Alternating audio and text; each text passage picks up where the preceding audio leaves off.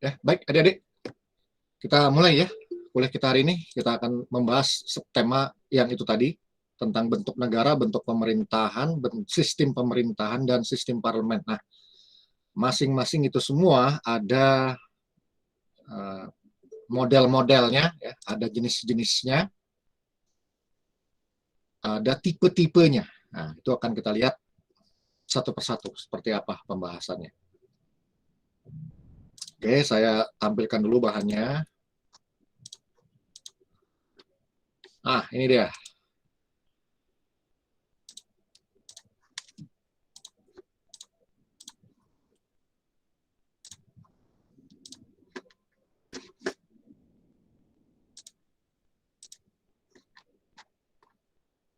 Nah, ini. Jadi, dalam hukum tata negara itu, ya, dikenal beberapa hal pokok ya terkait dengan bentuk negara, bentuk pemerintahan, sistem pemerintahan, dan sistem parlemen.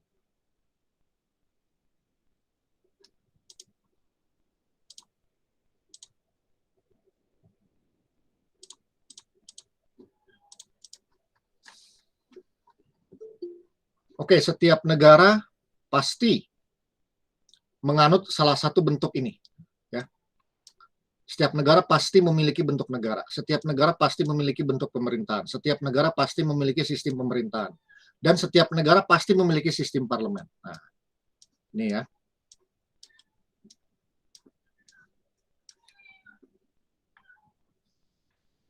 Kita mulai dari bentuk negara dulu.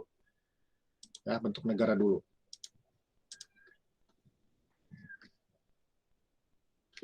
Bentuk negara. Apa sih bentuk negara itu? Jenis-jenisnya atau macam-macamnya. Nah, bentuk negara yang modern, yang dianut oleh negara-negara pada masa sekarang ini, ya, pada prinsipnya ada dua bentuk negara. Ada dua bentuk negara, yaitu negara federal, atau disebut juga negara serikat, dan negara kesatuan, atau disebut juga negara unitaris. Ya, unitaris. Nah, masing-masing ini ada penganutnya ya. Negara federal itu dianut antara lain oleh Amerika Serikat, India, negara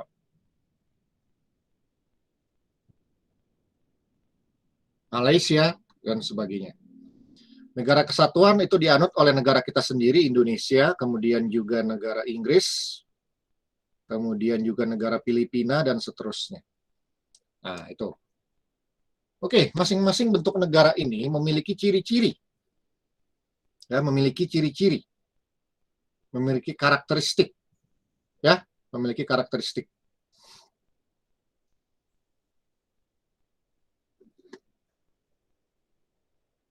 Kita mulai dari ciri-ciri negara kesatuan dulu, atau unitaris. Ya, unitaris. Nah, unitaris ini ciri yang pertama. Apa itu? Nah, kalau negara kesatuan, ya seperti kita ini, negara Indonesia ini, ya, NKRI, maka ciri dasarnya yaitu yang pertama, yang lahir lebih dulu adalah pemerintah pusatnya. Ya. Yang lahir lebih dulu adalah pemerintah pusatnya, ya, pemerintah pusat. Jadi central government dulu yang muncul, yang timbul.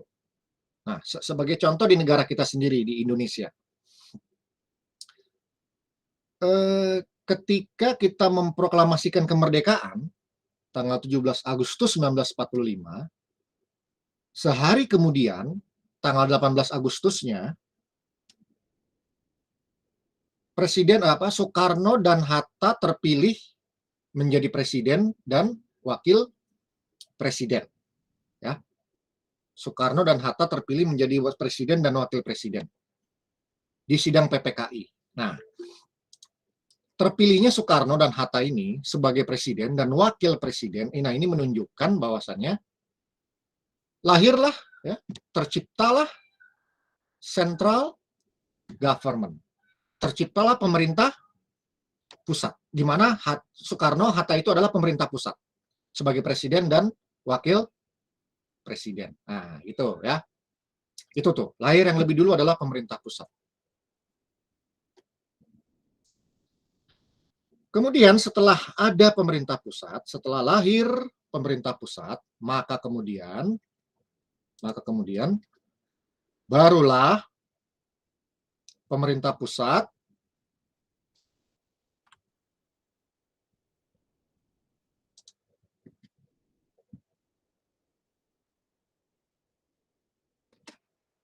menciptakan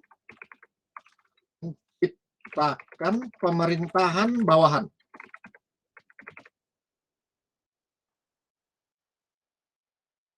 Pemerintah pusat menciptakan pemerintahan bawahan.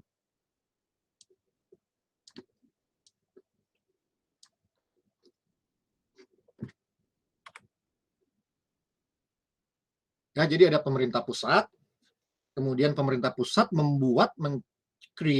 menciptakan pemerintahan bawahan. Nah, kemudian ya, selanjutnya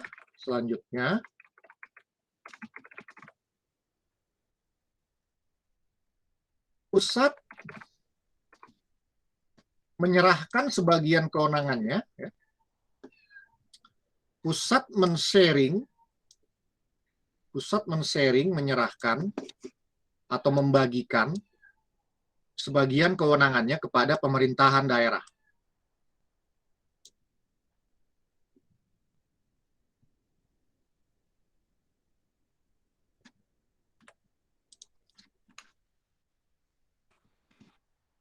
Saya ulangi, selanjutnya pusat menyerahkan sebagian kewenangannya kepada pemerintahan bawahan. Nah, pemerintahan bawahan ini bisa juga kita sebut dengan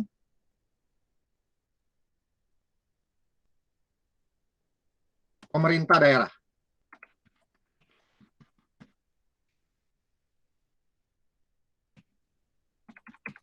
Ya, pemerintahan bawahan ini bisa kita sebut juga dengan pemerintah daerah. Nah, kalau pemerintah pusat itu men-sharing, membagikan sebagian kewenangannya kepada pemerintahan bawahan atau kepada pemerintah daerah, maka ini disebut dengan otonomi, ya, atau desentralisasi, ya, desentralisasi atau otonomi. Nah, itu artinya desentralisasi, pemerintah itu membagikan sebagian kekuasaannya menyerahkan sebagian kekuasaannya kepada pemerintahan bawahan atau pemerintahan daerah. Itu disebut dengan desentralisasi atau otonomi, ya, otonomi.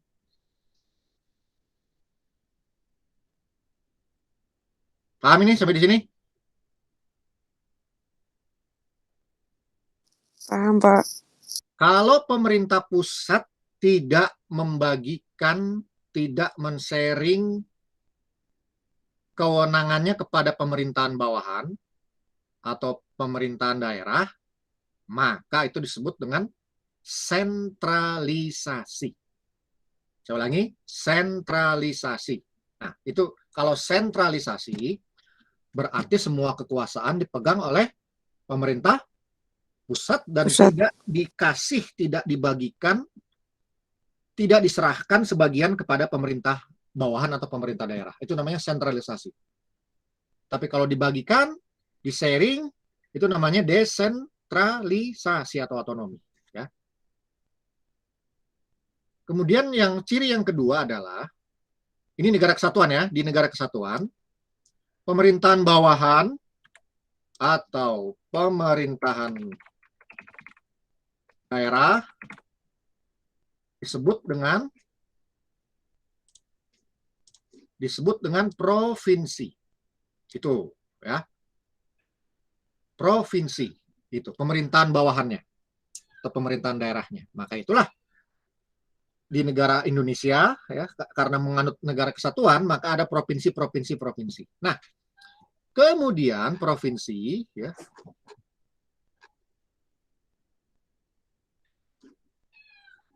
Kemudian provinsi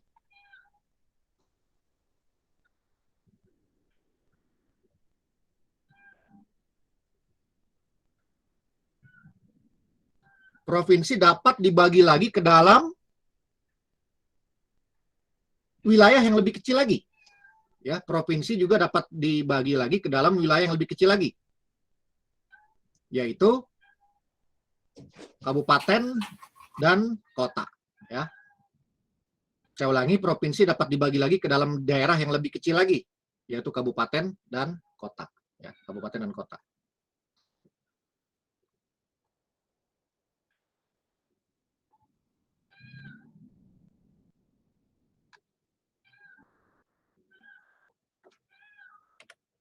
Kemudian ciri yang berikutnya ya, ciri yang berikutnya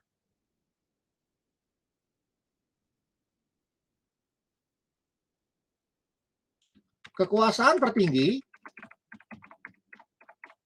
atau top manajemen tetap dipegang oleh pemerintah pusat, ya, oleh pemerintah pusat. Kekuasaan tertinggi atau top manajemen tetap dipegang oleh pemerintah pusat. Jadi walaupun daerah itu, walaupun pemerintahan daerah itu,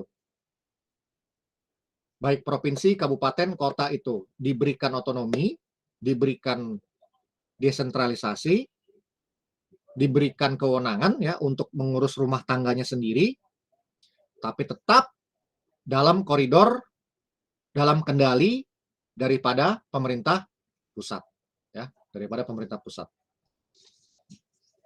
Nah, oleh sebab itu, pemerintah daerah harus melaksanakan semua kebijakan yang ditentukan oleh pemerintah pusat. Oleh sebab itu, pemerintah daerah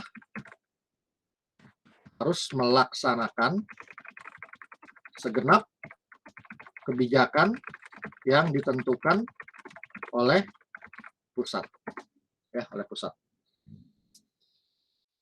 Sebagai contoh, nih kan ada rencana kebijakan nanti pada saat libur Natal dan Tahun Baru, pemerintah pusat menetapkan bahwa seluruh wilayah Indonesia itu berada dalam PPKM, berada dalam status PPKM level 3 semuanya di seluruh Indonesia, ya. Nanti itu tanggal 24 Desember sampai tanggal 2 Januari 2022. Itu sudah dibuat kebijakannya. Seluruh wilayah Indonesia untuk mencegah COVID gelombang ketiga, maka statusnya adalah PPKM level 3 semua. Nah, berarti pemerintah daerah, provinsi, kabupaten, kota itu harus mengikuti daripada kebijakan yang sudah ditetapkan oleh pusat. Nah, itu ya. Jadi itu ciri-ciri dari pemerintah apa tuh dari bentuk negara kesatuan ya.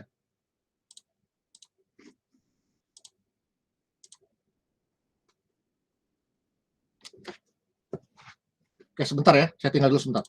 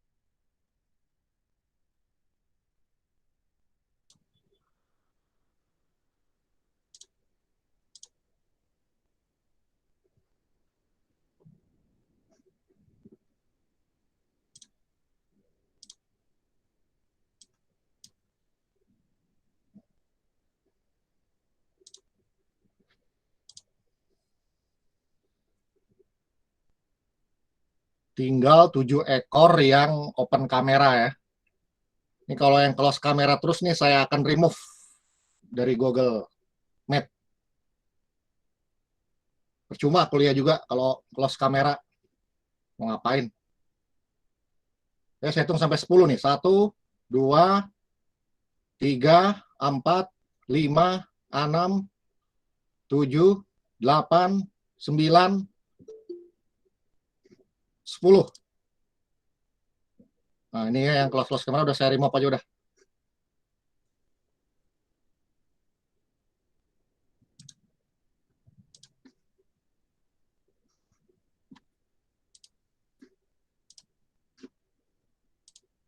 Ini masih soal abal-abal nih.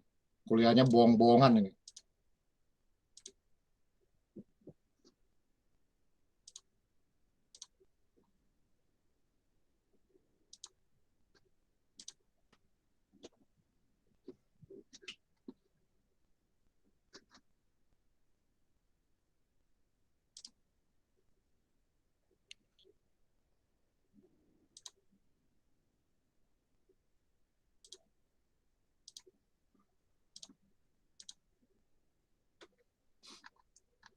Oke, kita lanjutkan. Itu tadi ya, ciri-ciri daripada apa tuh negara kesatuan ya, unitaris. Kemudian yang kedua adalah negara federal ya, atau negara serikat ya, negara federal atau negara serikat.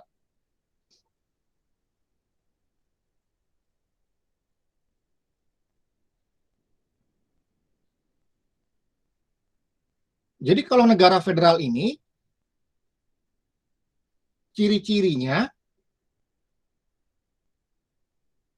justru kebalikan dari negara kesatuan ya, justru kebalikan dari negara kesatuan. Kalau negara federal ini ya, maka yang lahir terlebih dahulu adalah negara-negara bagian. Nah, ya, ada negara-negara bagian. Jadi yang lahir lebih dulu adalah negara-negara bagian. Nah, jadi ya. Jadi ada sejumlah negara yang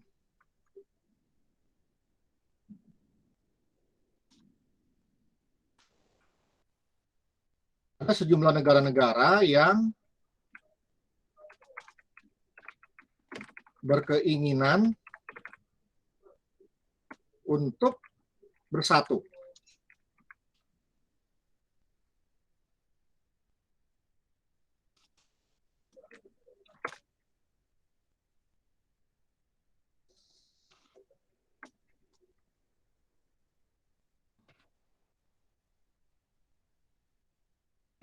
Jadi ada ya sejumlah negara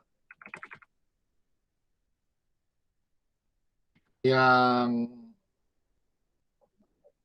berdaulat dan mandiri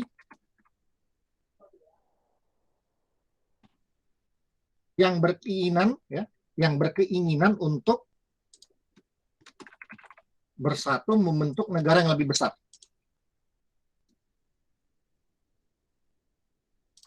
Nah, itu awalnya ya, itu awal permulaan yang terjadi di negara federal ya atau serikat itu.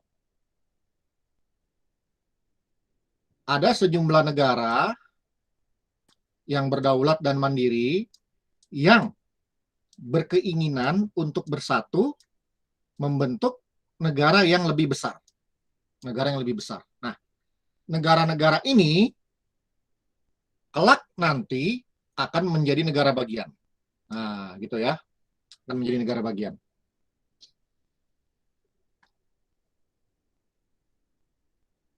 Nah, setelah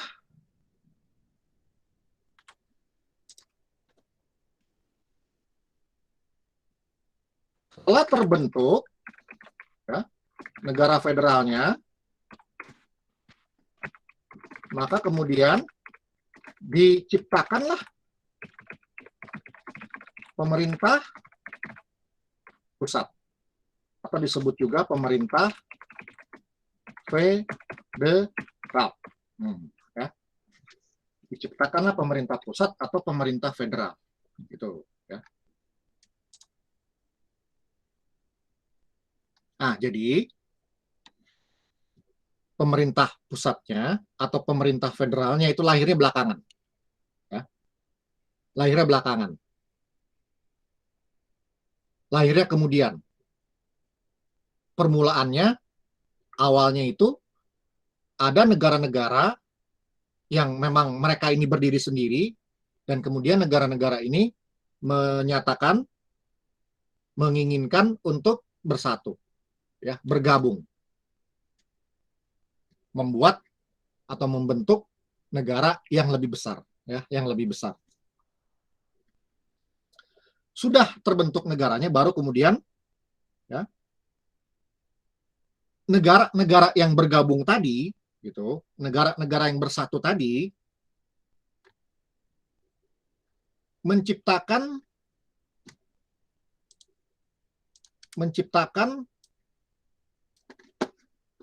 pemerintah pusat atau pemerintah federal, ya, gitu ya.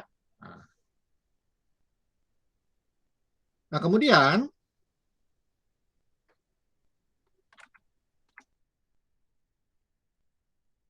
negara federal dibagi atas negara bagian. Nah, jadi kalau tadi negara kesatuan itu dibagi-bagi atas provinsi, ya.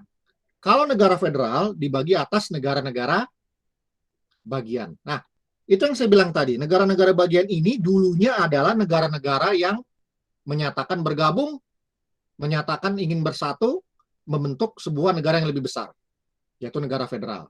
Ya, mereka kemudian menjadi negara-negara bagian, gitu. Nah, jadi ya intinya yang saya bilang tadi, kalau negara federal itu prinsipnya justru negara-negara bagian dulu yang lahir, ya. Justru adalah negara-negara bagian dulu yang lahir. Justru negara-negara bagian dulu yang ada, Kemudian mereka membuat sebuah negara yang lebih besar, bersatu, bergabung, membuat sebuah negara yang lebih besar, gitu ya. Nah, dan kemudian barulah mereka menciptakan pemerintah pusatnya, pemerintah federalnya. Nah, gitu ya. Jadi singkat kata, kalau negara federal itu pada hakikatnya negara-negara bagian yang lebih dulu ada, yang lebih dulu eksis, ya. Sedangkan negara federalnya baru lahir belakangan. Tapi kalau provinsi gitu ya, ini munculnya belakangan. Provinsi ini diciptakan oleh pemerintah pusat, ya, kalau di negara kesatuan. Kemudian ciri negara federal yang berikutnya, ya, kekuasaan asli, ya, tetap berada di negara bagian. Oleh sebab itu, setiap negara bagian memiliki konstitusi sendiri, memiliki undang-undang sendiri, ya, memiliki undang-undang sendiri, memiliki peradilan sendiri. Begitu kalau di negara federal. Kenapa? Pertanyaannya kenapa kekuasaan asli tetap berada di negara bagian? Kenapa? Kekuasaan asli. Tapi tadi kan kalau di negara kesatuan kan ini tadi. Kalau di negara kesatuan, kekuasaan tertinggi atau top management itu tetap dipegang oleh pemerintah pusat, ya, pusat, gitu. Jadi dengan kata lain, kalau di negara kesatuan, kekuasaan aslinya itu ada di pemerintah pusat. Nah, itu kalau negara kesatuan ya, kekuasaan asli ya, origin power-nya, kekuasaan asli tetap itu ada di tangan pemerintah pusat. Itu tadi, karena pemerintah pusat dulu yang lahir. Tapi kalau di negara federal, kekuasaan aslinya tetap berada di negara bagian. Kenapa? Karena itu tadi, yang lahir lebih dulu adalah, pada prinsipnya, pada hakikatnya, yang lahir lebih dulu adalah negara bagian.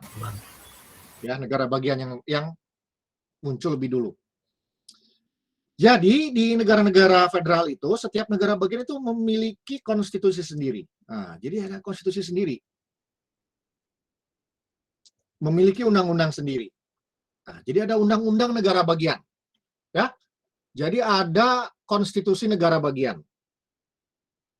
Ada undang-undang negara bagian. Ada pengadilan negara bagian. Nah, mereka punya sendiri itu. Ya, punya sendiri. Seperti itu. Kalau di negara kesatuan, boleh nggak provinsi punya konstitusi sendiri? Boleh nggak?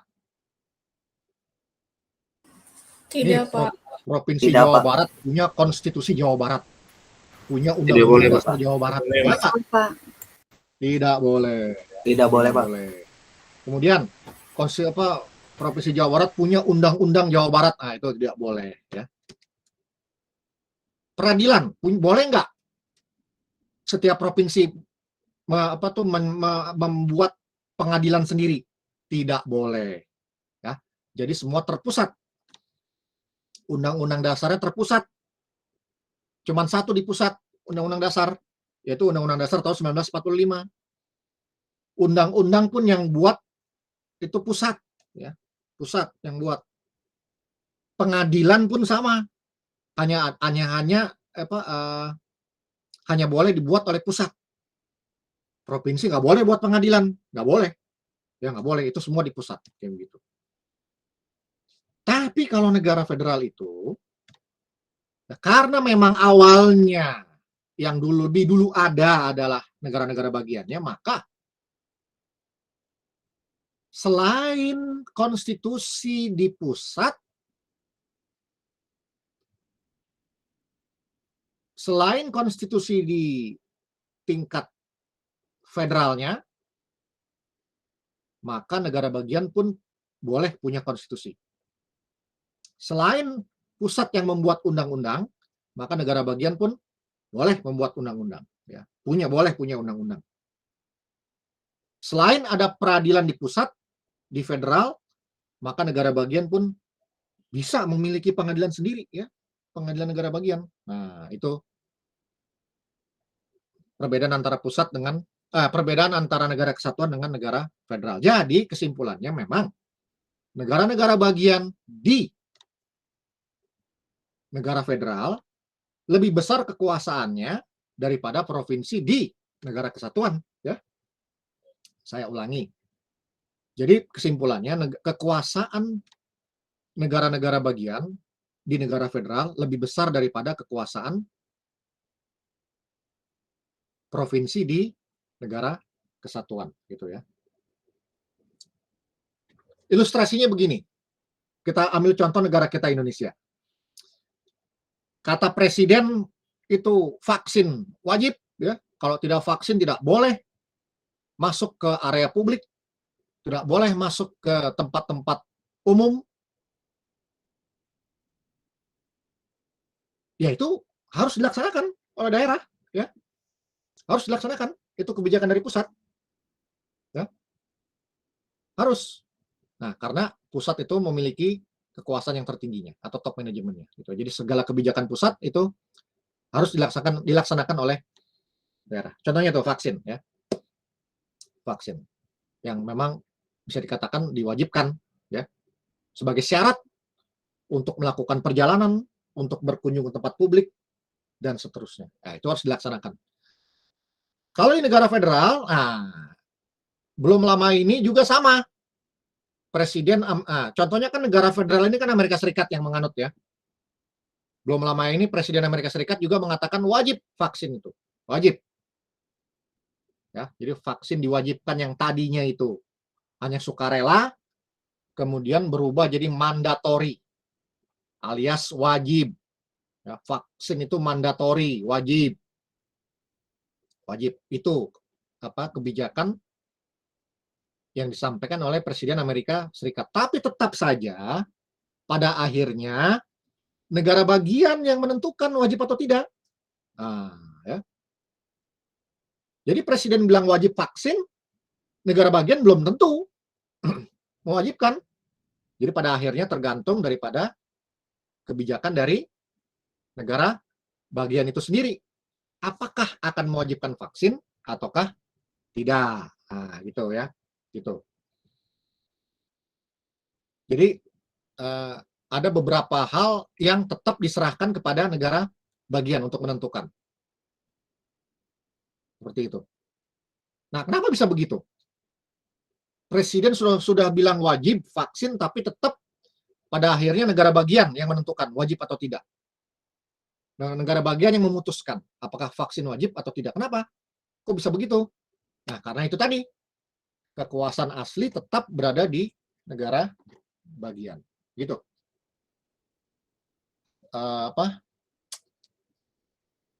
Perbedaannya ya antara negara federal dengan negara kesatuan. Ada pertanyaan nggak nih untuk bentuk negara ini? Pak, izin bertanya, Pak. Boleh. Pak, kalau misalkan semisal dulu juga Indonesia kan pernah jadi Republik Indonesia Serikat ya, Pak? Iya, pernah. Nah, yang wilayah itu kayak wilayah Indonesia Timur, terus wilayah Madura. Berarti ya, kita negara kalau bagian Jawa Barat, negara bagian Madura, negara bagian Sumatera Utara, ya dulu pernah ada kayak gitu. Nah, kalau semisal itu Pak, kalau sampai sekarang itu terjadi, berarti kalau kita ke Madura itu kita harus punya paspor gitu, Pak? Enggak sampai segitu. Oh, enggak itu masuknya. Enggak sampai punya paspor, enggak. Cuman otonomi daerah itu punya konstitusi sendiri-sendiri gitu, Pak? Gimana? Cuman dari tiap bagian itu mereka punya konstitusi sendiri. Punya, ya. Jadi setiap negara bagian tuh punya undang-undang dasar negara bagian. Nah, jadi misalnya di Amerika Serikat ada undang-undang dasar negara bagian Minnesota. Ada undang-undang dasar negara bagian New York. Ada undang-undang dasar negara bagian Illinois dan seterusnya. Mereka punya undang-undang dasar sendiri, gitu. Ya, itu keunikan dari negara federal seperti itu. Gimana terus apa lagi? Itu saja mungkin Pak. Terima kasih. Oh, tadi Pak mungkin yang paspor ya? Paspornya itu Pak berarti nggak usah Pak?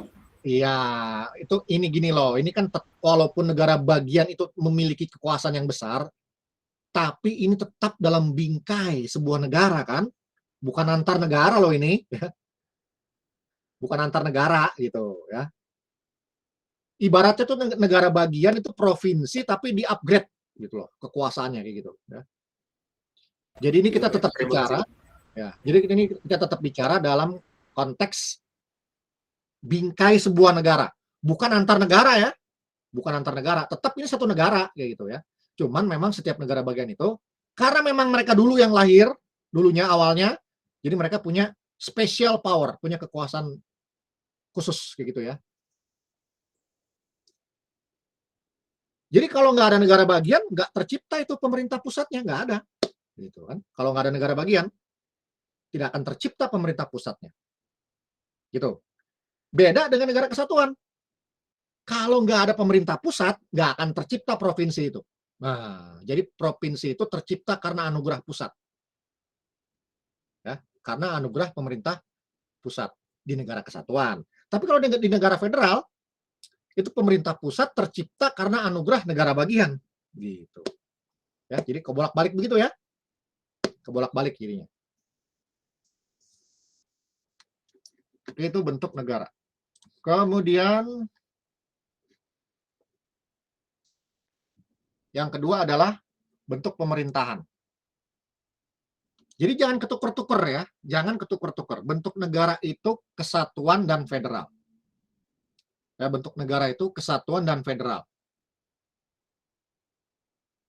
Kalau bentuk pemerintahan di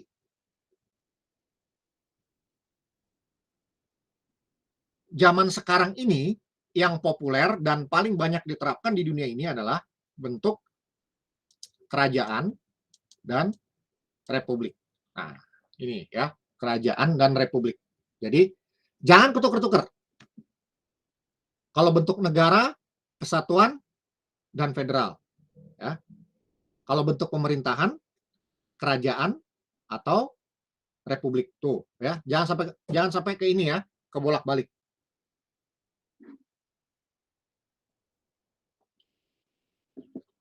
Oke.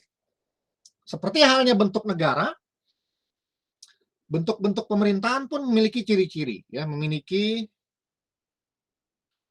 memiliki karakter, ya. Kita mulai dari mana dulu nih? Kerajaan dulu deh, karena ini bentuk yang paling tua, bentuk pemerintahan yang paling tua, kerajaan. Kerajaan disebut juga dengan monarki.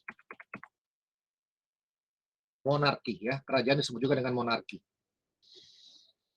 Oke, apa ciri-cirinya nih? Ya, ciri-cirinya apa?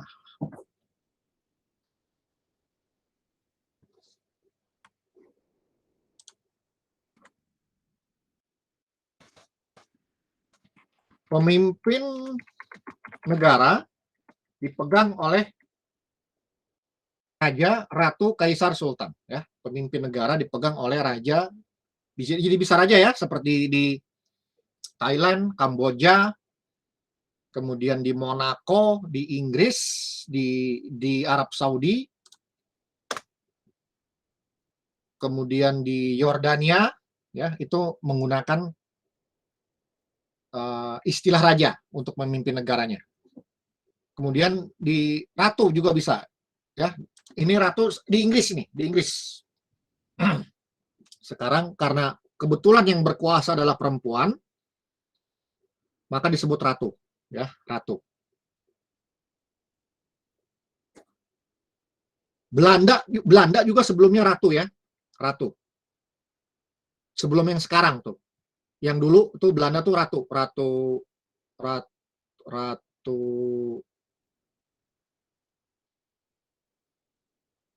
Ratu Juliana, ya, Ratu Juliana, kemudian diganti oleh Ratu Beatrix. Sekarang laki-laki tuh di Belanda tuh yang jadi pemimpin negaranya. Jadi disebut raja sekarang, Raja Belanda. Raja Belanda, ya, karena laki-laki. Raja Alexander, anaknya ratu yang sebelumnya. Kaisar. Di negara mana nih yang masih pakai istilah kaisar? Jepang, Pak. Jepang, ya, Jepang masih menggunakan istilah kaisar. Sultan. Kalau zaman sekarang ini sultan biasanya menggambarkan orang-orang yang kaya gitu ya, yang duitnya nggak berseri gitu.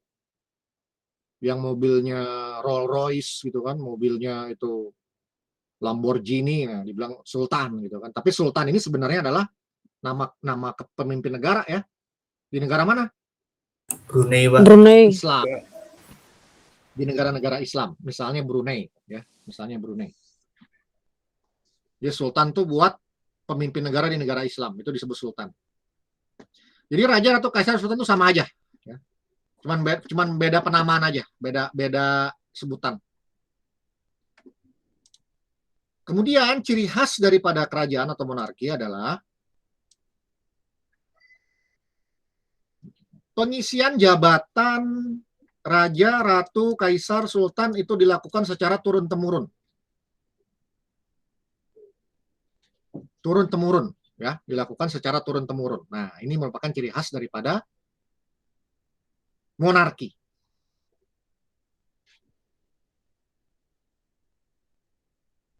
Apa tuh rekrutmen pemimpin negaranya, ya, itu turun-temurun, dari orang tuanya jatuh ke anaknya, nanti anaknya lagi punya anak lagi, jatuh ke anaknya, nanti anak cucunya lagi punya anak lagi, jatuh lagi ke anaknya, dan seterusnya, gitu ya.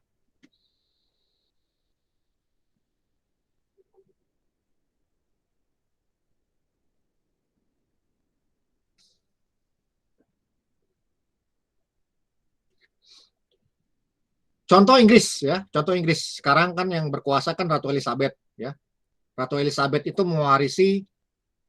mewarisi tahta dari bapaknya, ya, Raja George VI, ya. Raja George VI. Kemudian nanti Elizabeth kalau mangkat, ya turun lagi ke anaknya, Pangeran Charles. Nanti Pangeran Charles mangkat lagi, turun lagi ke anaknya lagi, Pangeran William. Nah, itu ciri khas daripada kerajaan.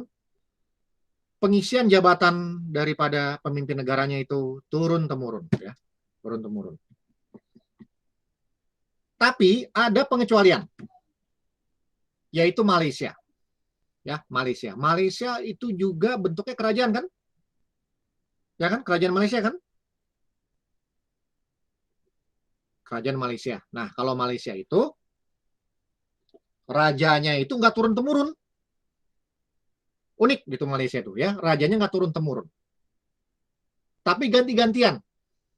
Loh, kok bisa ganti-gantian gimana? Oh iya. Nah, Malaysia itu kan bentuk negaranya federal.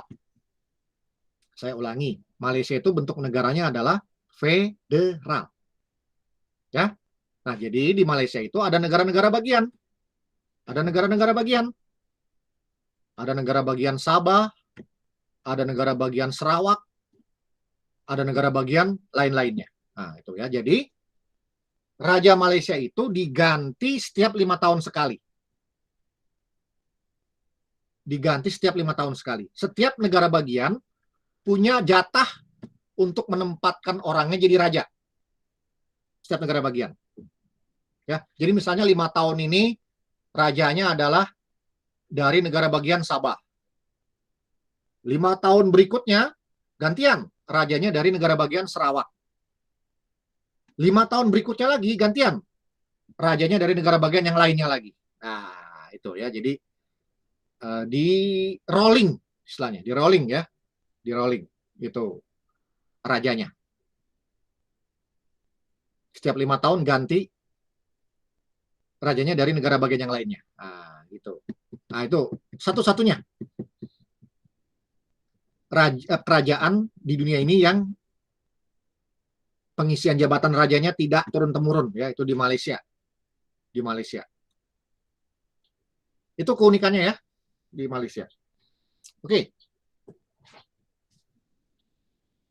Ciri yang ketiga, ini dia. Raja, Ratu, Kaisar, Sultan, ada yang kedudukannya atau fungsinya hanya sebagai kepala negara saja, dan ada juga yang kedudukannya atau fungsinya sebagai kepala negara dan kepala pemerintahan. Jadi ada Raja, Ratu, Kaisar, Sultan yang hanya sebagai kepala negara, tapi ada juga Raja, Ratu, Kaisar, Sultan yang sebagai kepala negara dan kepala pemerintahan. Rangkap. Nah, di negara mana yang rajanya atau ratunya atau kaisar hanya sebagai kepala negara? Negara mana? Hanya sebagai kepala negara saja.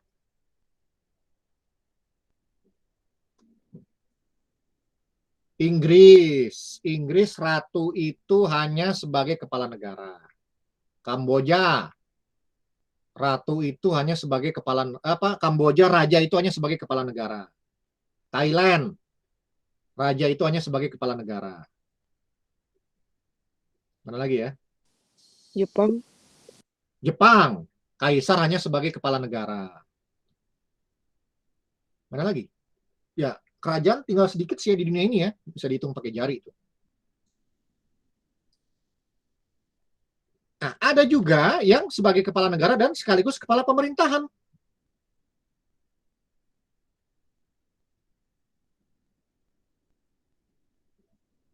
Di mana tuh? Brunei Darussalam. Sultan Brunei itu sebagai kepala negara sekaligus sebagai kepala pemerintahan. Ya. Mana lagi? Raja Jordania di Yordan. Raja itu sebagai kepala negara dan sebagai kepala pemerintahan. Mana lagi? Arab Saudi. Ya, Arab Saudi. Raja itu sebagai kepala negara dan kepala pemerintahan, ya. Arab Saudi. Nah, jadi tentu saja kalau rajanya itu sebagai kepala negara sekaligus sebagai kepala pemerintahan, maka kekuasaannya sangat besar, ya. Oke, kalau ini yang keempat, kalau raja, ratu, kaisar, sultan hanya sebagai kepala negara saja, ya, maka siapa yang jadi kepala pemerintahan?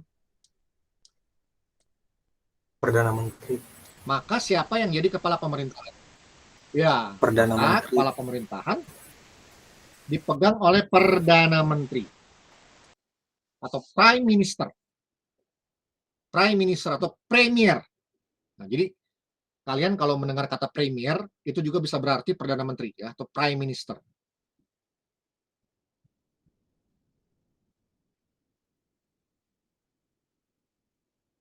Kalau di Jerman, ya, di Jerman, Perdana Menteri disebut Kanselir. Kalau di Jerman, ya, Perdana Menteri disebut dengan Kanselir.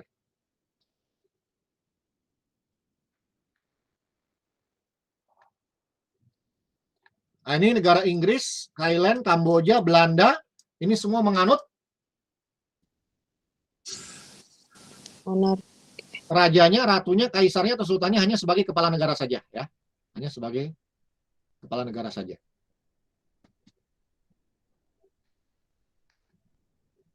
Yang kelima, jabatan raja, ratu, kaisar, sultan hanya dapat diraih oleh kalangan terbatas atau keluarga kerajaan. Dengan demikian tidak setiap orang dapat menjadi raja, ya. Tidak setiap orang itu terlahir menjadi raja, tidak setiap orang. Gitu. Jadi terbatas. Ya. Jadi jabatan ini, ya, jabatan raja, ratu, kaisar, sultan itu terbatas, hanya bisa ditempati oleh orang-orang tertentu saja. Oleh keluarga bangsawan, oleh keluarga kerajaan. Nah, jadi kalau kayak kita begini nih, ya, yang darah merah nih, yang orang biasa, rakyat jelata, itu nggak mungkin lah jadi raja lah, gitu ya. Nggak mungkin jadi ratu, nggak mungkin jadi kaisar, nggak mungkin jadi sultan. Gitu. Yang bisa jadi sultan itu yang berdarah biru, ya, berdarah biru tuh, yang bangsawan, gitu, ya. Bangsawan. Inilah kelemahan daripada kerajaan. Jadi nggak demokratis, ya. Nggak demokratis. Kurang demokratis. Itu tadi kenapa? Ya karena ya nggak semua orang itu bisa punya kesempatan jadi raja, jadi ratu, jadi kaisar, jadi sultan, yang nggak bisa setiap orang. Nggak bisa. Nah, jadi ini kurang demokratis, ya. Kurang demokratis ini kayak begini.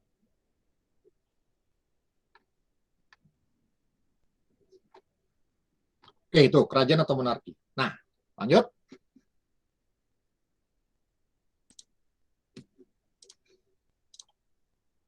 Dari bentuk kerajaan ini atau monarki ini kemudian lahirlah lawannya. Lahirlah lawannya. Jadi karena kerajaan tuh dianggap kurang demokratis lah. Kemudian itu rajanya absolut lah, kekuasaannya mutlak lah dan sebagainya. Maka kemudian lahirlah bentuk yang lain. Bentuk pemerintahan yang lain. Yaitu yang disebut dengan republik. Jadi republik ini lahir sebagai bentuk ketidaksukaan, sebagai bentuk ketidaksetujuan, ya, sebagai bentuk perlawanan dari kerajaan atau monarki. Nah, lahir republik. Republik, ya.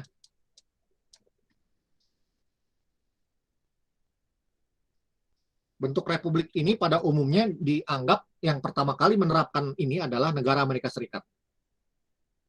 Yang menganut bentuk negara republik ini, ya.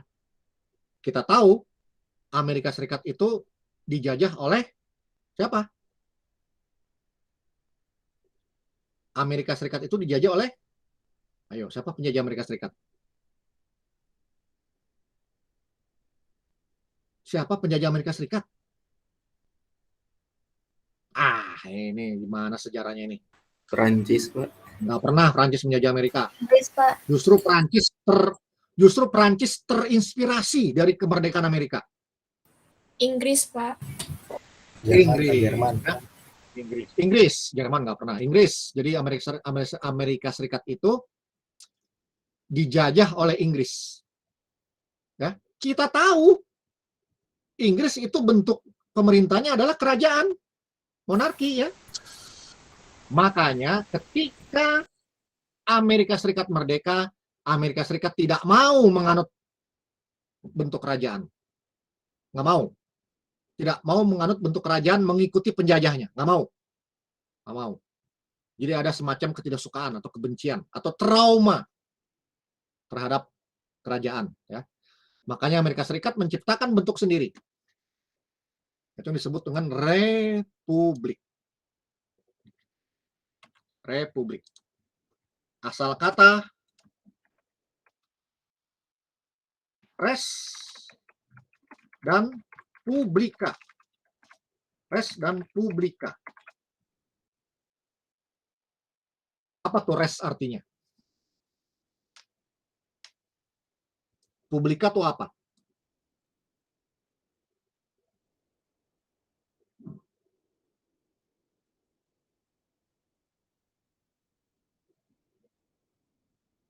Res publika. Secara harfiah, res itu diartikan sebagai barang. Publika itu umum. Jadi kalau diartikan secara harfiah, barang milik umum. Tapi kurang cocok ya. Nah, jadi secara hakikatnya sini, res publika ini dimaknai sebagai kepentingan umum. Ya, kepentingan umum.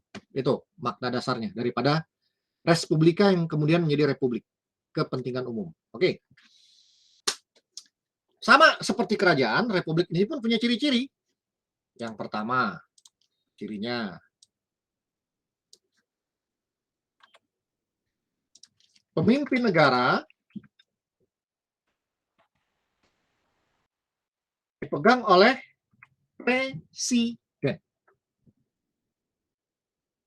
Ya, presiden. Jadi tidak lagi menggunakan sebutan raja, ratu, kaisar, sultan. Tidak lagi. Dipegang oleh seorang pemimpin yang bernama presiden negara itu ya. Presiden. Kenapa tidak menggunakan nama raja, ratu, kaisar, sultan lagi? Ya, itu karena tadi yang saya bilang itu. Ya, karena republik ini lahir dari ketidaksukaan atas kerajaan. Ya, makanya nama pemimpinnya pun diganti ya, bukan raja lagi tapi presiden. Asal kata praesedere ya, praesedere atau presedere yang artinya duduk di depan. Duduk di depan.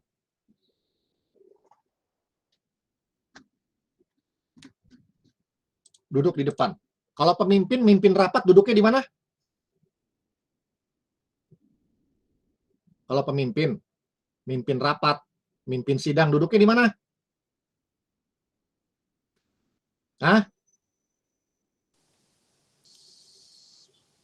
Duduknya di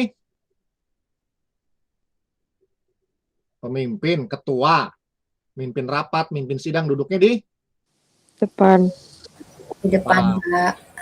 Pemimpin memimpin upacara. Di depan. Nah, duduknya di depan. Jadi presiden itu memang dia kan pemimpin. Nah, gitu ya, pemimpin. Dia jadi selalu duduk di depan. Ya. Sesuai dengan asal katanya. Presiden praesedere yang artinya duduk di depan. Oke. Ciri yang kedua.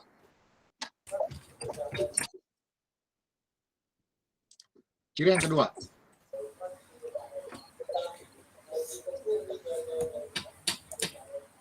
Pengisian jabatan presiden umumnya pengisian jabatan presiden dilakukan dengan cara tertentu. dilakukan dengan cara-cara tertentu.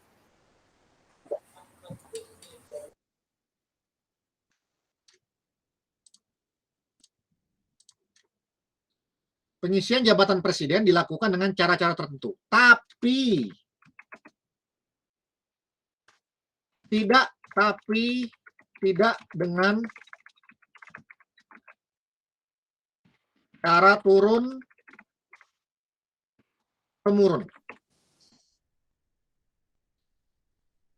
seperti kerajaan. Ya. Silakan presiden itu mau dipilih dengan cara apa, tapi tidak turun temurun, tidak boleh turun temurun, tidak boleh. Kenapa demikian? Yaitu tadi yang saya bilang, karena republik ini tercipta karena adanya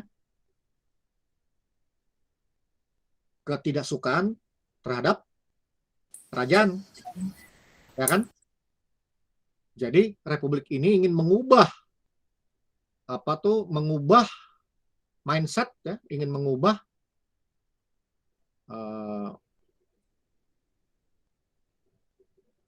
paradigma yang biasanya ada di kerajaan. Ya. Jadi kalau kerajaan itu, rajanya itu, ratunya itu, kaisarnya itu turun temurun, maka di republik nggak boleh turun temurun, nggak boleh, ya, nggak boleh, dilarang. Nah, jadi harus dipilih dengan cara-cara tertentu. Gimana cara-cara tertentunya? Lewat apa tuh? Pemilu, Pak. Pemilu, Pak. Lewat pemilu. Pakai cara apa lagi? Selain pemilu. Selain pemilu pakai cara apa lagi? Dipilih langsung, Pak. Iya, dipilih langsung tuh lewat pemilu. Oh. Sama aja, ya. Dipilih langsung ya lewat pemilu, ya. Dipilih oleh parlemen. Parlemen atau DPR. Apalagi selain itu?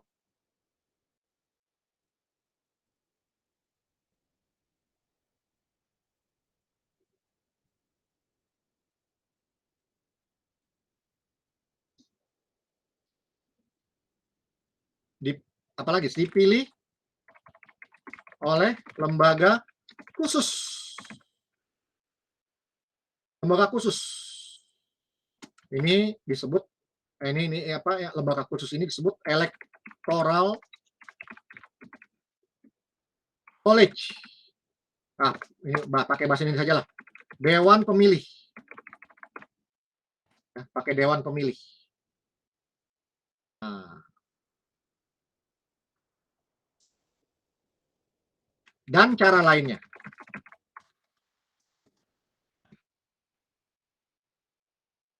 Oke, presiden yang dipilih lewat pemilu. Itu negara mana tuh? Contohnya? Indonesia, Pak.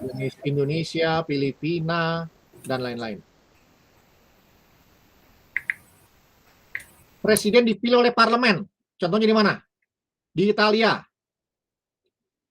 Presiden dipilih oleh lembaga khusus atau Dewan Pemilih. Contohnya di mana? Di Amerika Serikat. Ya, presidennya dipilih oleh lembaga khusus yang disebut Dewan Pemilih atau bahasa Inggrisnya Electoral College. Ya. Presiden dipilih secara turun-temurun. Nggak ada. Ya, nggak ada. Itu nggak ada. Nggak boleh. Loh, itu kan Pak Presiden Korea Utara turun-temurun tuh. Kim Jong-un. Ya kan? Itu kok ada di Korea Utara? Presiden Korea Utara Kim Jong-un turun-temurun? Dinasti politik. Siapa bilang Kim Jong-un itu presiden?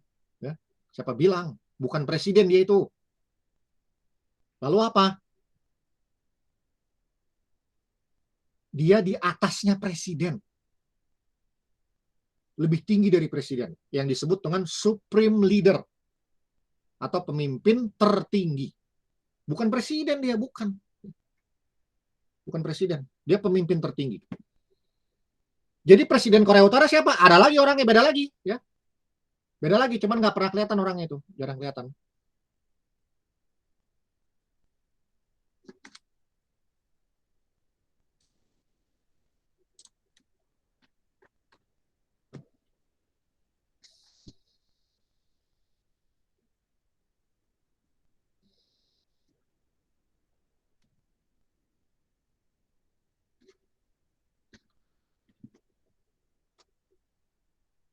Ciri yang ketiga,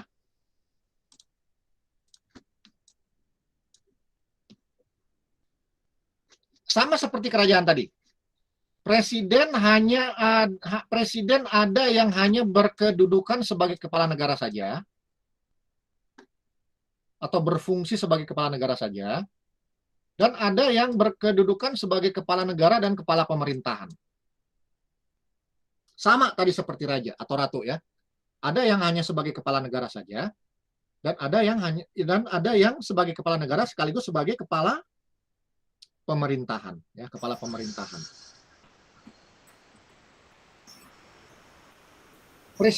Presiden di negara apa yang hanya sebagai kepala negara?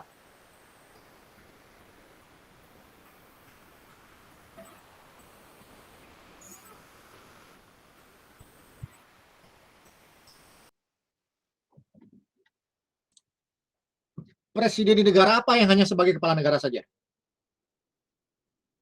Ada yang bisa kasih contoh nggak? Hanya sebagai kepala negara saja.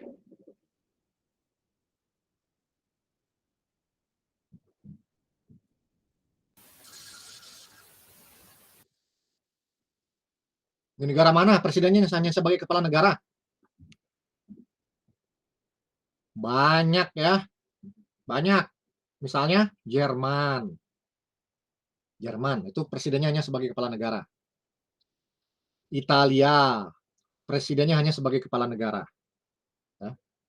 Singapura, itu presiden hanya sebagai kepala negara saja. Ya. Dan lain-lain.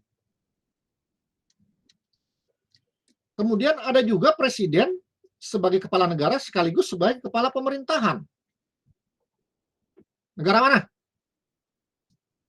Indonesia. Ya, betul. Negara kita sendiri ya, Indonesia. Terus mana lagi? Jangan cuma Indonesia doang. Ayo, negara mana lagi? Presiden sebagai kepala negara sekaligus sebagai kepala pemerintahan. Amerika Serikat. Ya? Gimana? USA. USA, ya, Amerika Serikat. Kemudian Filipina, ya, Filipina. Kemudian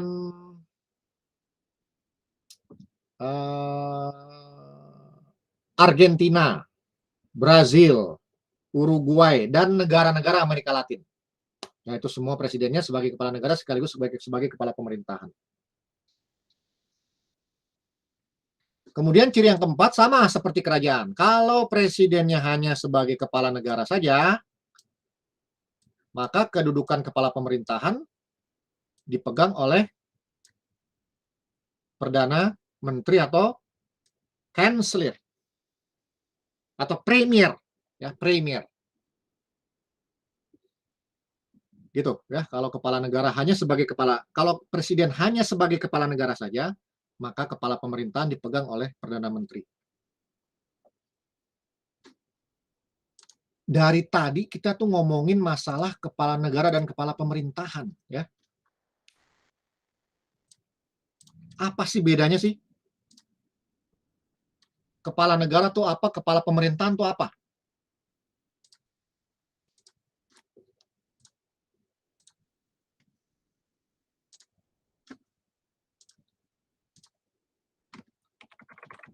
Jadi ada kepala negara, kepala pemerintahan. Apa sih bedanya sih?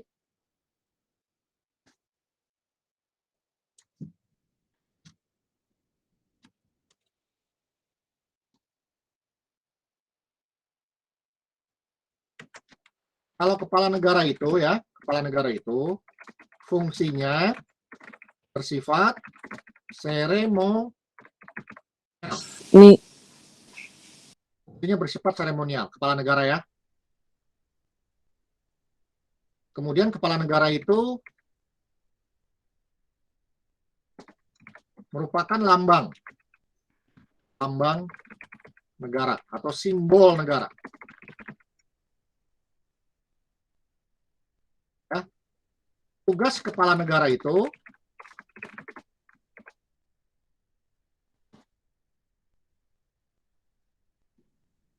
apa tugas-tugas kepala negara itu? Sebagai panglima tertinggi apa? Angkatan bersenjata. Kemudian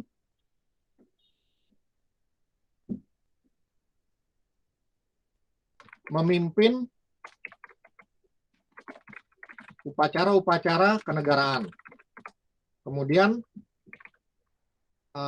melantik pejabat negara. Kemudian menerima tamu negara. Kemudian memberikan gelar dan tanda jasa pada orang-orang yang dianggap berjasa bagi negara. Nah, ini tugas-tugas kepala negara nih. Ini tugas-tugas kepala negara. Udah paham belum, saudara ini? Kepala negara ini seperti apa? Ya. Sekarang tugas kepala pemerintahan.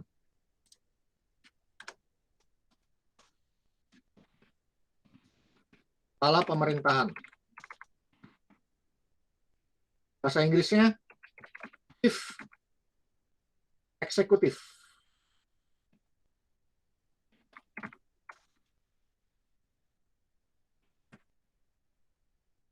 Kalau kepala pemerintahan ini tugasnya lebih ke teknis. Teknis atau operasional pemerintahan sehari-hari di berbagai bidang. Seperti politik, hukum, ekonomi, sosial, budaya, kesehatan, pertanian, dan sebagainya. Nah, ya, jadi kalau kepala pemerintahan itu tugasnya lebih teknis, lebih operasional untuk jalannya pemerintahan sehari-hari. Ya, jadi itu lebih banyak di lapangan. Kalau kepala pemerintahan. Ya. Saya ambil ilustrasi. Belum lama ini Presiden Joko Widodo melantik Panglima TNI. Jenderal Andika Perkasa. Dia sebagai apa? Kepala pemerintahan atau kepala negara? Melantik itu kemarin. Kepala negara. Kepala negara. Ya. Belum lama ini Jokowi memberikan memberikan tanda jasa kepada beberapa orang yang dianggap berjasa untuk negara. Itu sebagai kepala negara. Nah, itu ya, kayak gitu. Belum lama ini Joko Widodo menerima kedatangan Perdana Menteri dari mana kemarin tuh ya? Dari Malaysia. Sebagai kepala negara atau kepala pemerintahan tuh? Menerima tamu negara. Kepala negara. Kepala negara, Pak. Ya. Nah, sekarang berapa hari yang lalu Joko Widodo melihat perkembangan lintasan di Mandalika. Sebagai kepala negara, kepala pemerintahan tuh. Ngecek Kepala pemerintahan. Pemerintahan. mengecek kesiapan yang buat balapan di Mandalika itu, yang kebanjiran itu ya. Nah, hujan terus ya. Itu sebagai kepala pemerintahan tuh. Dia tugasnya teknis begitu, turun ke lapangan ya. Belum lama berapa hari yang lalu Joko Widodo nanam padi bersama di sawah. Nah, itu kepala negara atau kepala pemerintahan? Pemerintahan, Pak. Pemerintahan. Hah? Bukan kepala negara itu, nanam padi di sawah itu bersama para petani. Itu tugasnya siapa tuh?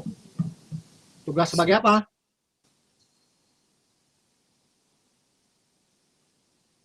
Nanam padi di sawah bersama petani. Itu kan teknis banget itu ya, sampai nanam padi di sawah. Pemerintahan, Pak. Kepala pemerintahan. Nah, jadi kalau kepala pemerintahan yang begitu-gitu ya, tugasnya yang begitu-gitu.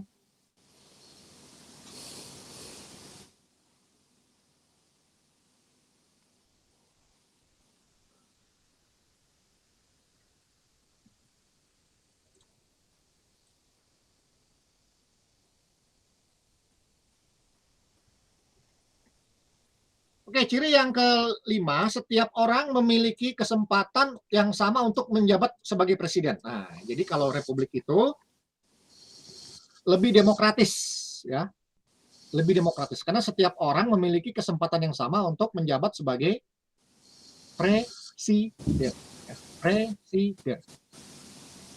Sepanjang apa? Sepanjang memenuhi syarat, ya, sepanjang memenuhi syarat.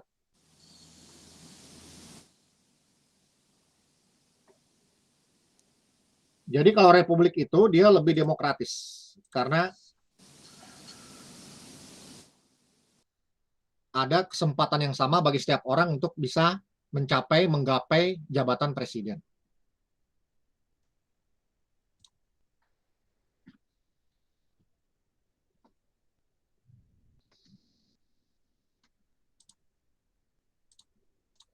Coba sekarang ini siapa capres-capres nih yang kira-kira akan bertarung di 2024 ini? Nggak harus dari kalangan bangsawan kan? Bisa dari mana aja. Ya. Bisa masyarakat umum. Siapa calon-calonnya nih? Yang sekarang lagi ramai nih. Ganjar. Jadi sekarang istilahnya ini ya, sekarang ini istilahnya capres-capres sedang memoles diri. Itu bahasa baru tuh ya. Sedang memoles diri. Sekarang nih ya. Moles diri. Apa tuh? Erick Thohir. Wah, belusukan ke toilet SPBU. Erick Thohir tuh, belusukan ke toilet SPBU. Menggratiskan toilet. Yang tadinya bayar 2.000, sekarang nggak boleh bayar tuh, SPBU harus gratis. Moles diri tuh, ya. Moles diri kayak gitu. Siapa lagi tuh? Puan Maharani. Sekarang lagi rame-ramenya pasang banner sana sini. Apa tuh? Kepak sayap. Bannernya tuh. Kepak sayap. Kepak sayap. Imun, aman, protokol kesehatan. Apa lagi? Apa? Kepak sayap. Lagi moles diri, ya, lagi moles diri. Siapa lagi capresnya sekarang? Selain itu? Siapa lagi capres-capres? Ganjar Pranowo, tuh lagi moles diri sekarang tuh ya. Dia aktif di Twitter, pokoknya segala permasalahan masyarakat itu dia jawab di Twitter, gitu ya. Jadi setiap orang, setiap masyarakat itu boleh mengadu, boleh lapor lewat Twitternya Ganjar Pranowo. Nanti kemudian oleh Ganjar direspon, ditindaklanjuti lewat medsos. Tuh, ya. Keren tuh ya. Sedang memoles diri. Siapa lagi ya capres-capres tuh? AHY, Pak. AHY moles diri gimana ya? Kurang nampak. Kurang kelihatan itu ya. Anies Pak. Anies. Aldi Taher, Pak. Anies Baswedan gimana moles dirinya tuh? AHY mulai jatuh. Anies Baswedan sekarang lagi moles dirinya gimana jadi mau jadi presiden tuh? Bangun tempat balapan F1, Pak, di Jakarta. Pakai konpon, Pak. Mengadakan Formula E. Membangun stadion, Pak. Wah. Ya macam-macam lah ya. Siapa lagi ya? Deddy Mulyadi, Pak. Erlangga. Dia moles dirinya gimana tuh? Erlangga Hartarto juga sudah mulai masang banner ya. Sudah mulai masang banner. Kerja keras kan gitu kan bannernya kan. Siapa lagi? Siapa kayak Giring Niji ya? Giring Niji juga kayaknya. Tapi kalau dia masih berat lah itu ya. Waduh. Prabowo Prabowo nyalonin lagi, Pak. Prabowo ya dia berpotensi nyalonin lagi. Ya. Ada juga kemungkinan kalau memang diminta oleh para pendukungnya, bisa aja dia nyalonin diri lagi ya. Walaupun dia semakin tua, ya nggak masalah. Coba sekarang. Presiden Amerika Serikat sekarang ini dilantik jadi presiden umur 78. Sekarang 79 umurnya. Prabowo masih jauh dari segi itu. Masih potensial ya. Masih bisa. Perdana Menteri Malaysia sebelumnya, Mahathir Mohamad, kembali menduduki jabatan Perdana Menteri umur 90 tahun.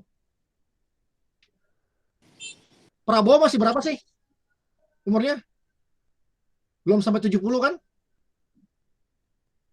Atau masih 70 awal kali ya? Wah, masih kuat lah dia kalau mau. Masih bisa. Bisa berkuda.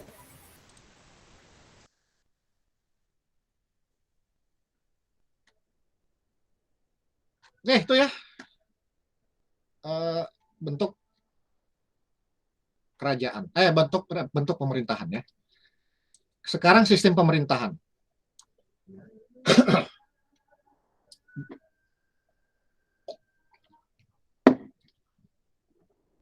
Di dunia ini ada dua sistem pemerintahan yang paling banyak dianut oleh negara-negara. Yang pertama sistem parlementer, yang kedua sistem presidensial. Ya.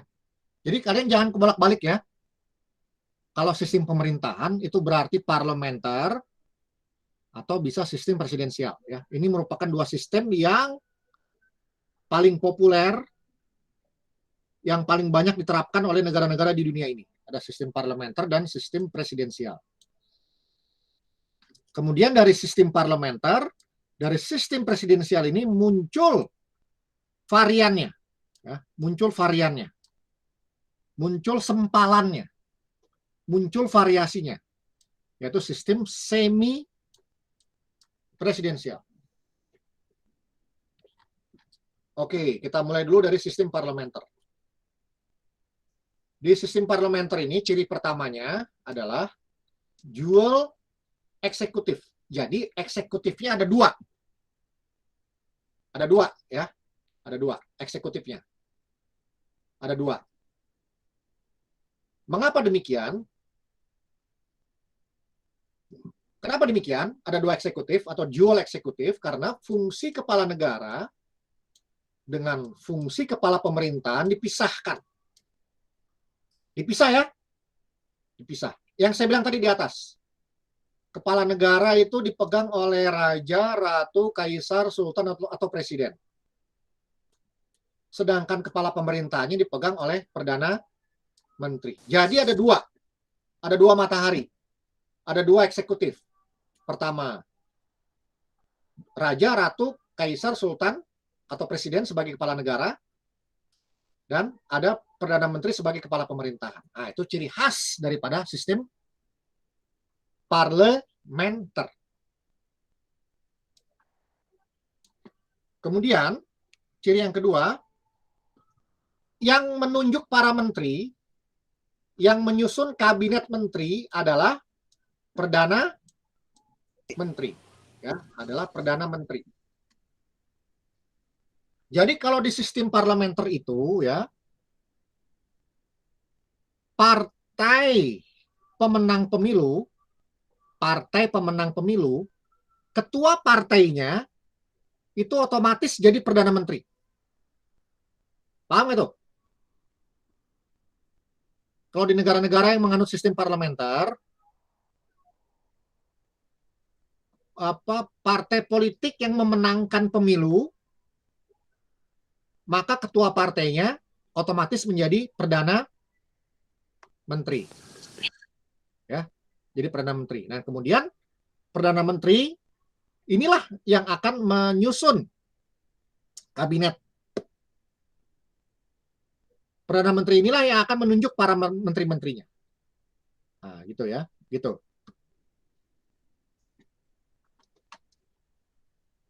Jadi bukan kepala negara ya, yang menyusun kabinet bukan kepala negara. Yang menunjuk menteri bukan kepala negara. Tapi yang menunjuk menteri adalah kepala pemerintahan, Tapi yang menunjuk menteri adalah Perdana Menteri sebagai kepala pemerintahan. Ya. Ciri yang ketiga, Perdana Menteri dan menteri-menteri bertanggung jawab kepada parlemen. Ciri yang ketiga itu. Perdana Menteri dan menteri-menteri bertanggung jawab kepada parlemen. Ya. Sehingga konsekuensinya kedudukan Perdana Menteri tergantung oleh parlemen. Ya, kedudukan Perdana Menteri itu tergantung oleh parlemen. Nah, ini.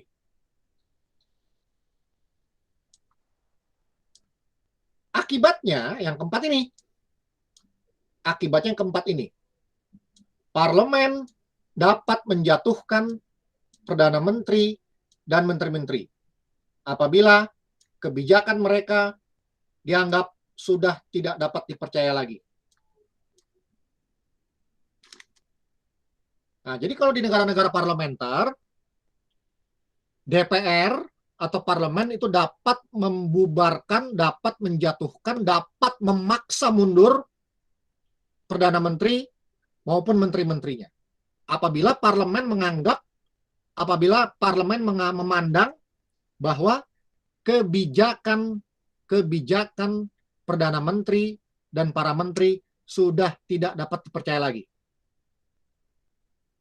Ya, tidak lagi sejalan dengan visi misi parlemen. Nah, maka parlemen itu dapat mengeluarkan yang namanya senjata mosi tidak percaya. Parlemen dapat mengeluarkan mosi tidak percaya untuk memaksa Perdana Menteri ataupun menteri-menteri mengundurkan diri. Jadi kalau keluar mosi tidak percaya dari parlemen, maka jatuhlah kepala pemerintahan. Ya, jatuhlah Perdana Menteri ataupun menteri-menterinya. Jatuh. Kayak gitu.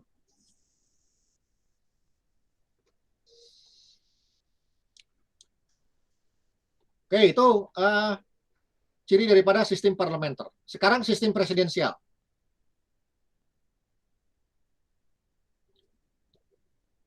Tadi kalau sistem parlementer itu memiliki dual eksekutif atau eksekutifnya ada dua, maka kalau sistem presidensial hanya dikenal single eksekutif atau eksekutif tunggal. Eksekutif tunggal. Ya. Kenapa demikian? Karena itu tadi yang saya bilang di atas. Presiden, dia sebagai kepala negara dan kepala pemerintahan. Ya. Dengan kata lain, fungsi kepala negara dan fungsi kepala pemerintahan bersatu dalam jabatan presiden. Ya. Itu namanya single eksekutif. Kemudian yang ciri yang kedua, kalau tadi dalam sistem parlementer, Perdana Menteri yang menunjuk menteri-menterinya, Perdana Menteri yang membentuk kabinet, maka kalau dalam sistem presidensial, presidenlah yang membentuk kabinet menteri. Ya, presidenlah yang menunjuk para menteri. Nah, itu ya bedanya ya. Itu bedanya. Ciri yang ketiga. Tadi kalau dalam sistem parlementer, Perdana Menteri dan menteri-menteri bertanggung jawab kepada parlemen, kedudukan Perdana Menteri tergantung oleh parlemen, maka kalau dalam sistem presidensial, presiden tidak bertanggung jawab kepada parlemen. Seperti di negara kita Indonesia. Presiden tidak bertanggung jawab kepada DPR, tidak. Tidak. Presiden itu adalah mitranya DPR. Mitra, sejajar, sederajat ya. Sehingga presiden tidak bertanggung jawab pada parlemen. Ya. Nah, dengan demikian, kedudukan presiden tidak tergantung oleh parlemen. Tidak tergantung oleh parlemen. Konsekuensinya, ya, akibat yang keempat ini, dalam sistem presidensial, Presiden tidak dapat dijatuhkan oleh parlemen.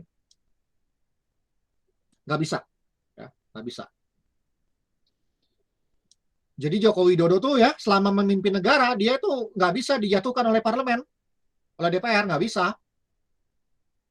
Nah itu fix jadi ya, fix tuh Jokowi itu. Dia menjabat 5 tahun, dia nggak bisa dijatuhkan oleh parlemen, ya nggak bisa.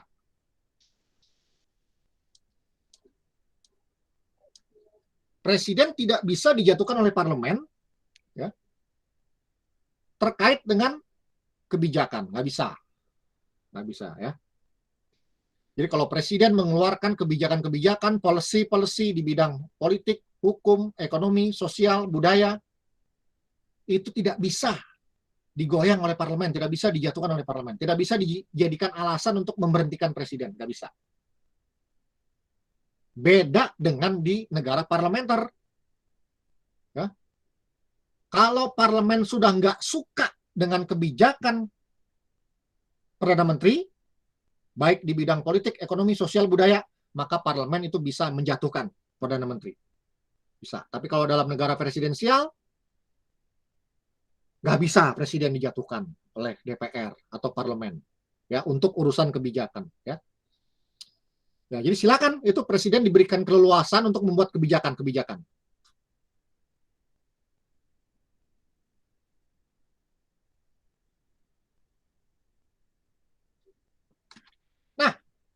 Walaupun demikian, presiden di sistem presidensial itu hanya bisa diberhentikan, hanya bisa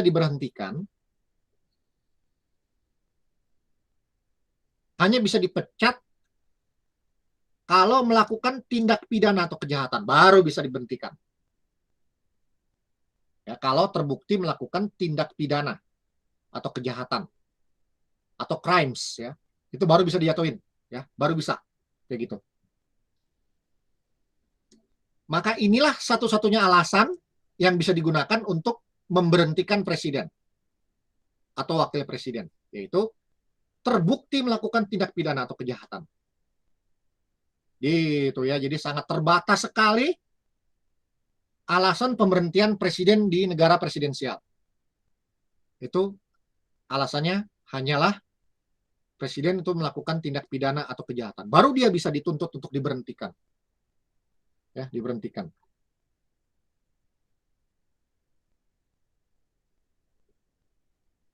Kayak begitu.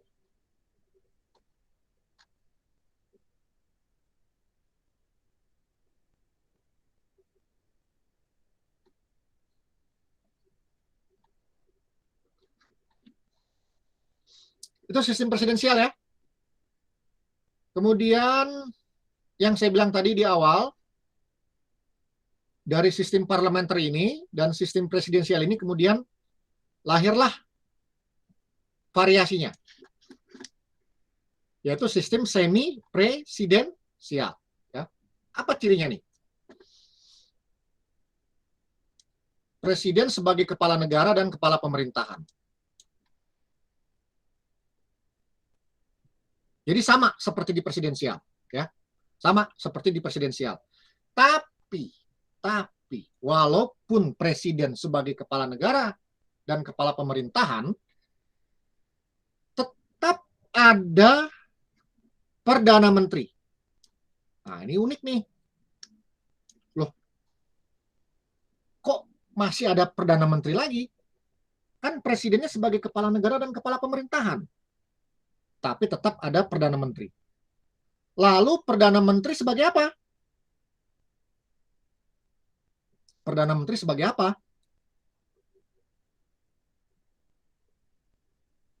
Perdana menteri berbagi kekuasaan dengan presiden sebagai kepala pemerintahan. Ya. Jadi baik presiden maupun perdana menteri itu mereka sama-sama memiliki fungsi sebagai kepala pemerintahan juga. Itu. Dengan kata lain, presiden dengan perdana menteri berbagi kekuasaan, berbagi kewenangan sebagai kepala pemerintahan. Ini aneh-aneh aja ini ya. Ada lagi yang kayak begini nih modelnya nih ya. Nah itu. Tapi coba, siapa yang lebih besar kekuasaannya? Presidenkah atau Perdana Menteri? Presiden. Siapa yang bisa jawab? Ya? Presiden. Presiden ya. Jadi walaupun presiden dan perdana menteri berbagi kekuasaan sebagai kepala pemerintahan, tapi tetap yang dominan, yang porsinya lebih besar sebagai kepala pemerintahan adalah presiden. Apalagi presiden juga sebagai kepala negara. Ya, jadi tetap presiden itu yang paling besar kekuasaannya daripada perdana menteri. Nah, gitu ya. Jadi bahasa kasarnya ini perdana menteri ini ya dia bawahan presiden ya, pembantu presiden juga ujung-ujungnya gitu.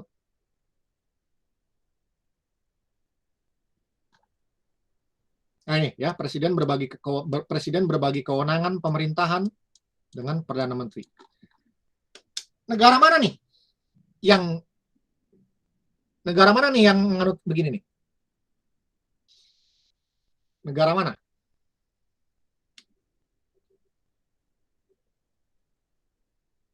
Yang menganut semi presidensial? Prancis. Siapa Prancis presidennya?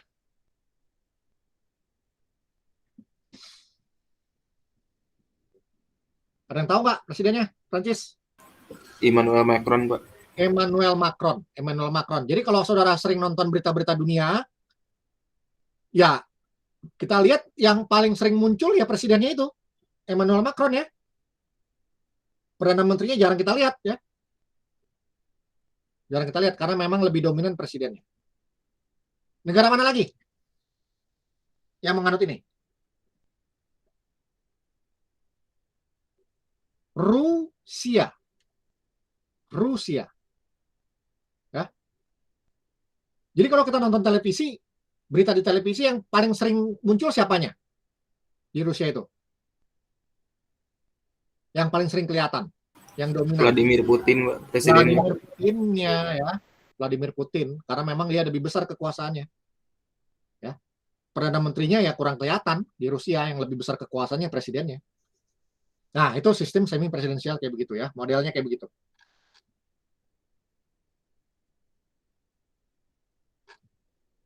Terakhir, sistem parlemen. Jadi setiap negara pun itu memiliki model-model parlemen, ya, menerapkan sistem parlemen. Nah, yang dikenal di dunia ini, pada umumnya sistem parlemen itu ada sistem satu kamar, ada sistem dua kamar. Pada umumnya, ya, yang dipraktekkan oleh negara-negara di dunia ini. Ada sistem parlemen, sistem satu kamar. Ini disebut juga sistem monokameral atau one kameral atau one chamber, ya, one chamber.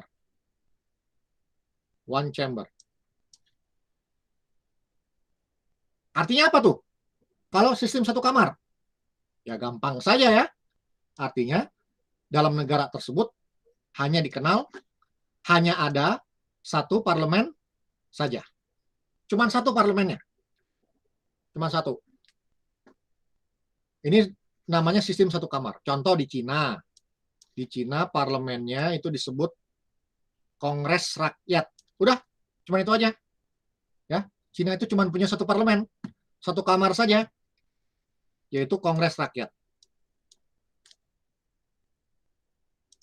Kemudian di Jepang itu parlemennya disebut Diet.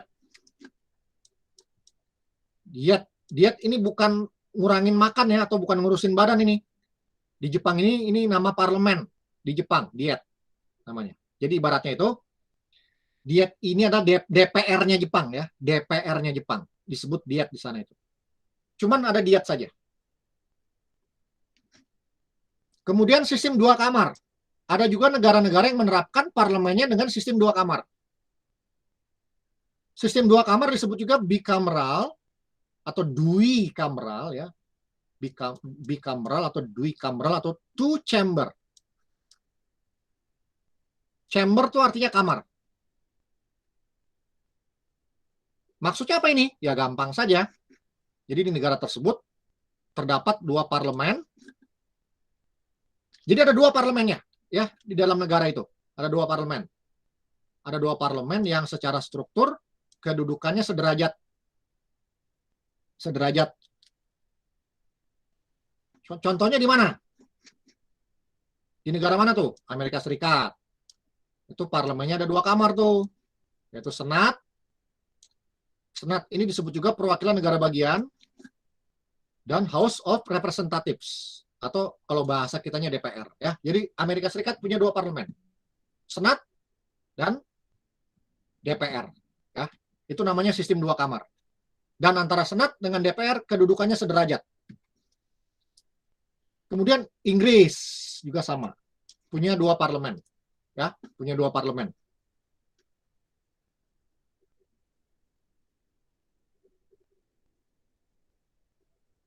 Yang pertama di Inggris parlemennya disebut House of Commons. House of Commons kalau bahasa kitanya itu DPR ya, bahasa kitanya DPR. Dan kedua House of Lords. Nah, jadi di Inggris ada parlemen khusus yang isinya para bangsawan. Ya, khusus untuk para bangsawan. Disebut dengan House of Lords. Kalau diterjemahkan ke dalam bahasa Indonesia artinya Dewan Bangsawan ya. Jadi isinya itu kebanyakan bangsawan. Kemudian juga ada kepala-kepala gereja. Ya, kepala-kepala gereja tuh masuk ke sini, ke House of Lords dan gitu.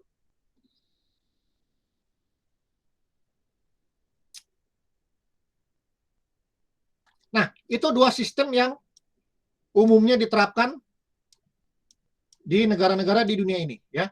Kemudian dari dua sistem ini, sistem satu kamar, dua kamar, muncul lagi variasinya.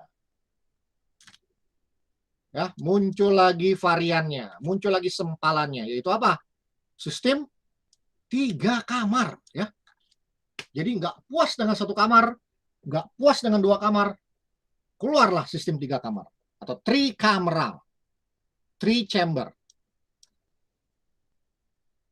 Nah, jadi ini tadi yang saya bilang. Sistem ini merupakan varian dari sistem satu kamar dan sistem dua kamar. Ya. Negara mana yang nganut nih? Negara mana? Yang sampai tiga kamar nih? Negara mana? Indonesia, Pak. Indonesia, Pak. Nah, Indonesia ini memang suka memvarian-variankan ini ya. Sudah tahu di dunia ini kebanyakan hanya satu dua kamar. Indonesia buat variasi baru. 3 kamar. Ya. Jadi negara kita ini dianggap menganut sistem parlemen 3 kamar. Apa aja tuh parlemennya di negara kita?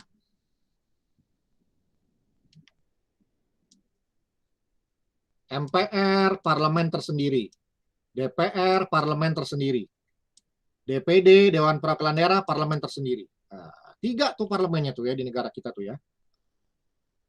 Ya MPR walaupun kurang jelas, kurang kelihatan MPR walaupun kurang kelihatan peranannya, ya, fungsinya,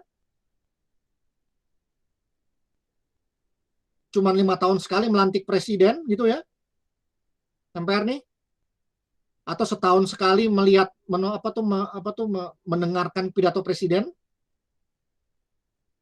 tapi dia parlemen yang berdiri sendiri, MPR ini.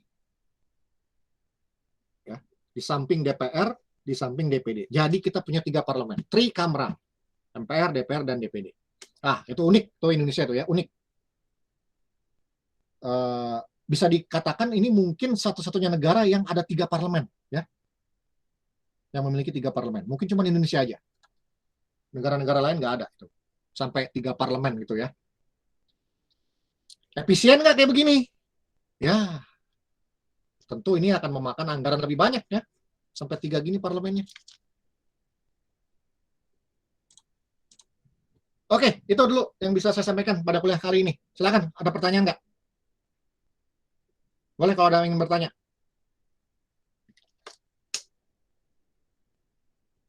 Boleh tentang bentuk negara, bentuk pemerintahan, sistem parlemen. Silakan kalau ada yang mau ditanyakan atau yang belum paham.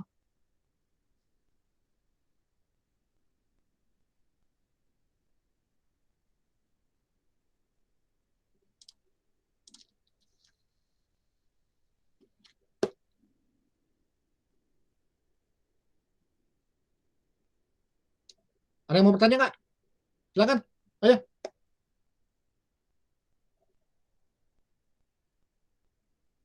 Atau ada yang belum paham, yang mana yang belum paham? Saya ulangi lagi, saya jelaskan lagi. Yang penting ngerti, yang penting paham. Jangan sampai bengang apa tuh melongo nggak ngerti, nah itu bahaya kayak gitu ya. Bapak saya mau nanya.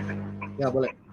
Pak kan tadi di bagian negara federal kan negara bagiannya itu kan boleh menolak kebijakan dari pemerintah pusatnya kan ya. Betul. Ada nggak kasus di mana negara bagiannya ini nggak bisa buat nolak kebijakan dari pemerintah pusat? Ada. Jadi pemerintah negara bagian itu boleh pemerintah negara bagian dalam batas-batas tertentu boleh tidak sepaham, tidak sepakat dengan pemerintah pusat boleh ya, boleh.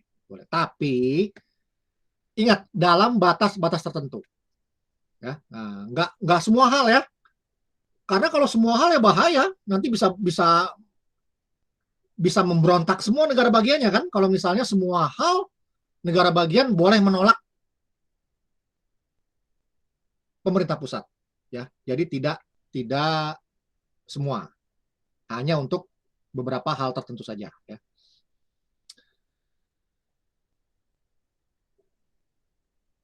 Tadi saya katakan negara bagian boleh memiliki konstitusi sendiri, kan gitu ya, boleh memiliki undang-undang dasar sendiri, tapi tidak boleh bertentangan dengan undang-undang dasar pusat. Tetap tidak boleh bertentangan dengan konstitusi di pemerintah pusat, di pemerintah federalnya nggak boleh bertentangan konstitusinya kayak gitu ya, nggak boleh bertentangan kayak begitu. Kemudian tadi saya katakan negara bagian boleh memiliki peradilan, boleh memiliki pengadilan yang disebut pengadilan negara bagian ya. Nah, bahkan negara bagian itu bisa memiliki Mahkamah Agung sendiri. Ya. Kalau di negara kita Indonesia kan, Mahkamah Agung kan cuma ada di pusat ya, Mahkamah Agung Republik Indonesia. Tapi di negara-negara federal itu, di negara bagian itu memiliki Mahkamah Agung sendiri. Gitu. Ya.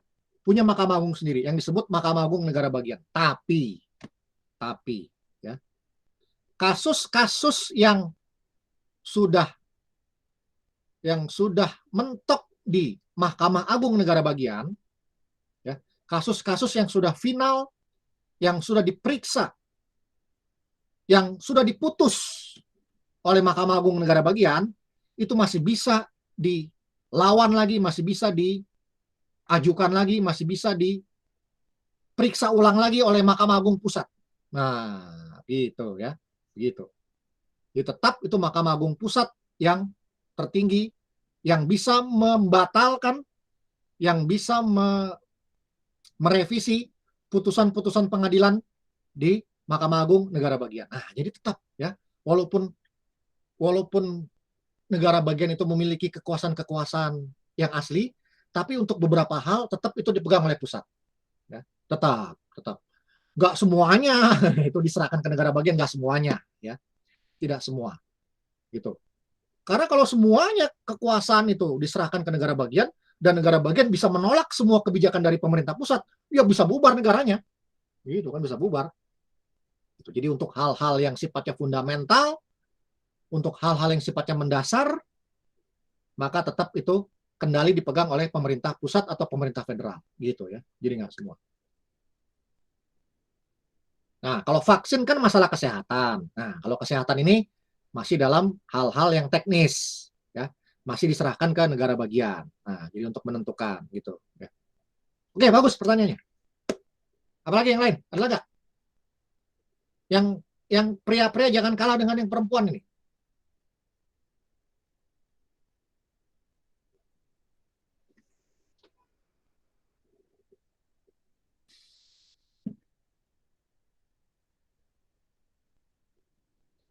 Yang lain ada nggak?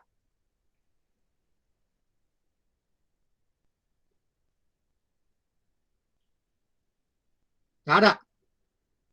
Ini kayaknya udah pada kelaparan nih ya, udah jam 12 nih ya.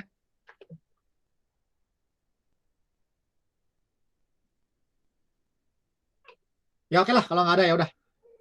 Ya udah. Tapi saya harapkan sudah paham ya tadi dengan kuliah kita tadi itu ya. Oke, terima kasih atas kehadirannya. Sampai ketemu lagi pada kuliah berikutnya. Jangan lupa mengisi daftar hadir, jangan lupa ya. Lebih kurangnya mohon maaf. Wassalamualaikum warahmatullahi wabarakatuh. Boleh. Waalaikumsalam warahmatullahi Waalaikumsalam wabarakatuh. warahmatullahi wabarakatuh. Terima kasih Pak. Terima kasih Pak, selamat Terima kasih, siang. Pak. Ya.